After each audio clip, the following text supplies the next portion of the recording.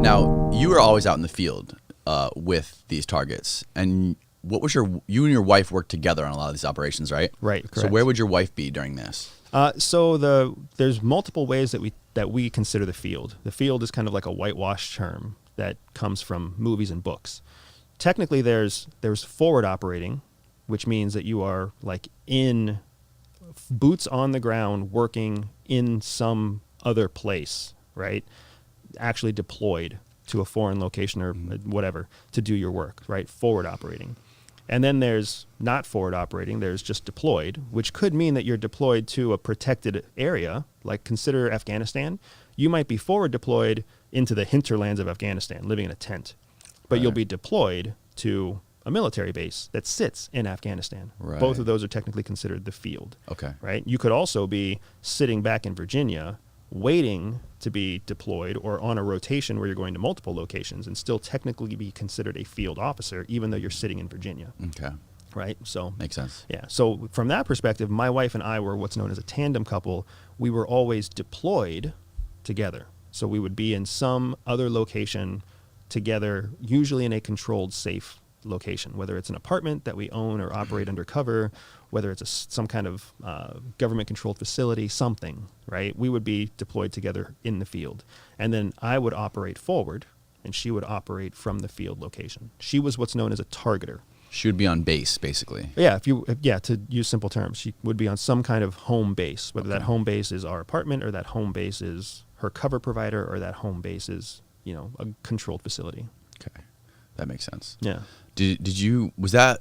Were you receiving like any kind of special treatment, or is that something that a lot of couples would do in the CIA, work together like that? There's not a lot of couples in the CIA. Oh, that makes sense. Yeah, there's a lot of divorced couples at CIA. Right. Yeah, I think we talked about that.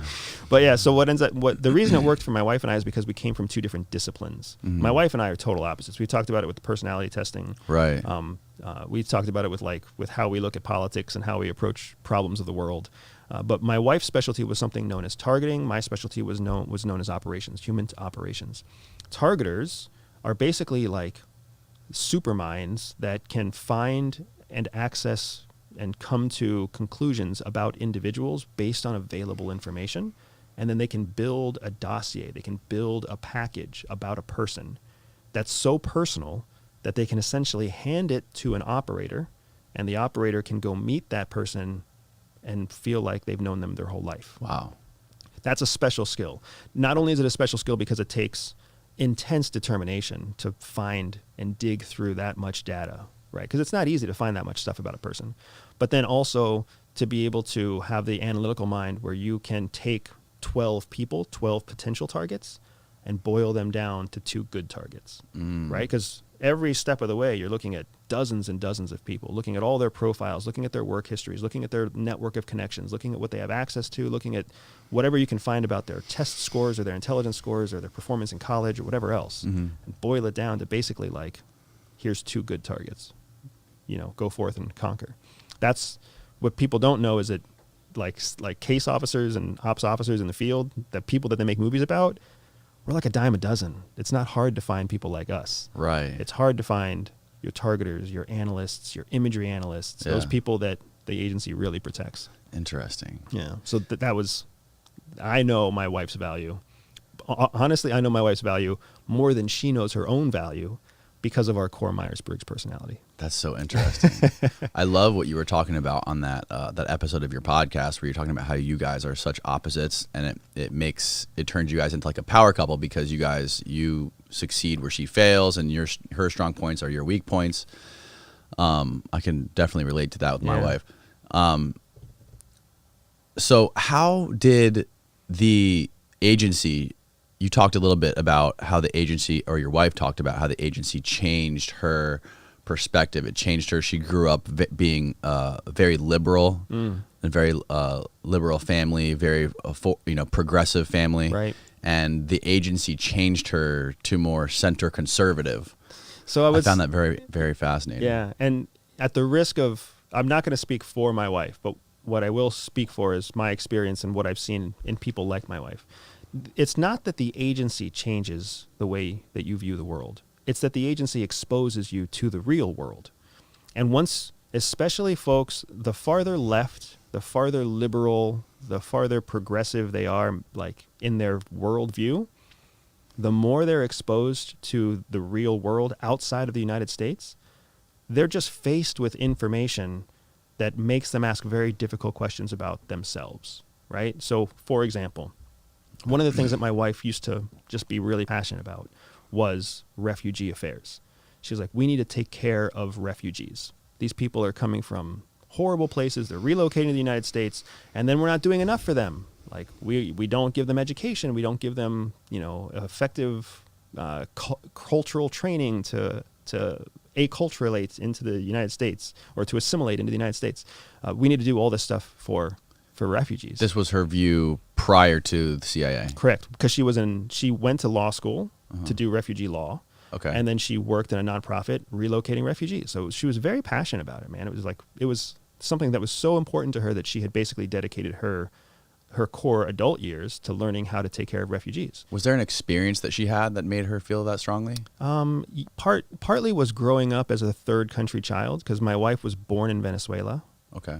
Grew up in Japan and then relocated to the United States. Oh, wow. And her parents are one Venezuelan, one American. Her family is split Venezuelan and American, and she survived. Like, she lived and watched her family go through all the Chavez years and all the demise of Venezuela from a first world city to a third world city. Wow. Or the city of Caracas in the country of Venezuela. Mm-hmm. So she's got reasons, right? Mm-hmm. But my point is, once she actually started seeing the world, like once she didn't just see Venezuela, Japan, and the United States, once she started seeing what life is like in Africa, what life is like in Southeast Asia, what life is like in Latin America, true poverty, true corruption, true genuine abuses of human rights, right? Yeah. Actual slave labor. All of a sudden, her baseline for what is unacceptable shifted, and it shifted a lot. Right? What she used to think was, how are we going to bring in refugees and only give them $35,000 a year and only give them a crappy one-bedroom apartment for a family of 3? That's such an abuse. And then she goes out into the real world and she's like, oh my gosh, like there are families in China living in hutongs, which are just pieces of aluminum leaning up against a wall, and the only thing they use for fire is their own feces. And there's whole families, generations of families living together in these hutongs. And she's like, how is that acceptable? So all of a sudden, like, that perspective increased. And that's not just unique to her. That's unique to everybody at the agency. I was also fairly liberal going into the agency. Coming out of the agency, I was like, oh, what I need to protect, what makes America amazing, isn't all of our social welfare programs. What makes America amazing is our surplus of income and our capital, our ability to generate massive amounts of capital. Because just a small fraction of that massive amount of money is what can fund a social welfare program. Where in a foreign country, the whole country might be a social welfare program because they don't have enough wealth to just skim off a little bit. And because all of the money is going into social welfare, there is no money that goes into infrastructure, so nobody has clean water. There is no money that goes into the electrical power grid, so there's routine power outages, right? There's no money that goes into public health.